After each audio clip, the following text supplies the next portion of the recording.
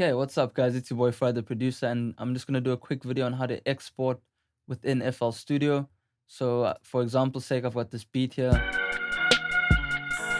Southside, Houston, Texas type beat, whatever. It's just a loop. I never finished it. But the first most important thing when exporting within FL Studio is to make sure that all of your tracks and different sounds, so your hi-hats, whatever,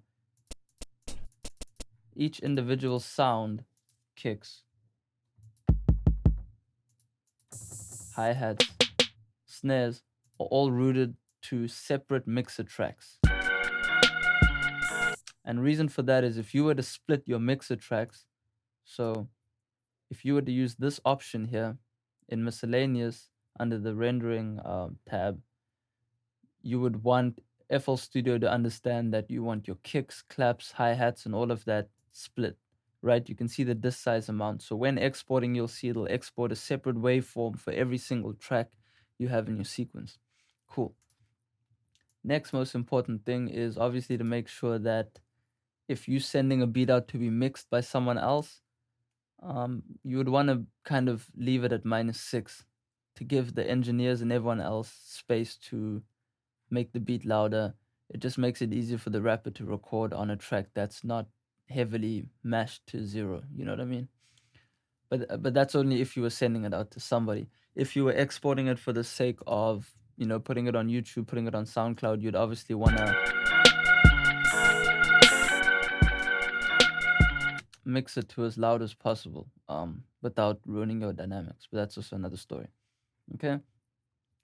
Now we'll look at all the information within the rendering tab quickly. So let's just say we were recording to waveform. Okay. Bit depth basically just means whatever you are working in your project, if you would like to go to 16-bit, you can do that. You can see the size dramatically decreases.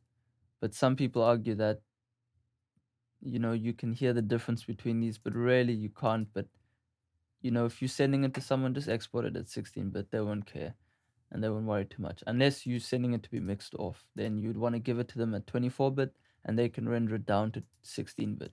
Okay, but don't worry too much about that. Just make sure that you understand what bit depth is. It's a whole math related thing. But if you understand the concept of 24 sounds a bit better than 16, you can understand that when exporting downwards. Okay.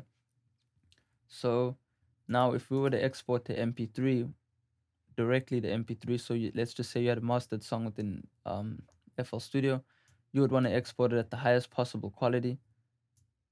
Sometimes, you might have to sacrifice space. For example, if people are going to download your song, you don't want them to download a massive song unless they have Wi-Fi or whatever, then that's not a problem.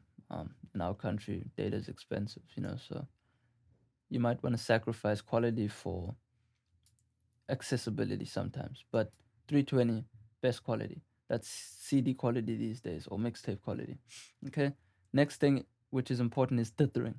Now you can either dither within FL Studio, or if you were using a limiter like this, you have the option to dither within that plugin, right?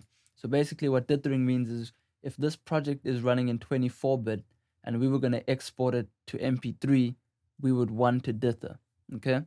Now, if I was going to export this project to 24-bit, there's no reason to dither down. Dithering down, that's the key term here, down, okay? Then you would just not dither at all, okay? But if you were to go from waveform to MP3, you would want to dither, okay? And that's all there is to it, guys. Yeah, man, like, comment, subscribe, and tell me whatever you think. Yeah, if you've got some things, some questions that you've always wanted to know about FL Studio, hit me up, like and subscribe. Peace.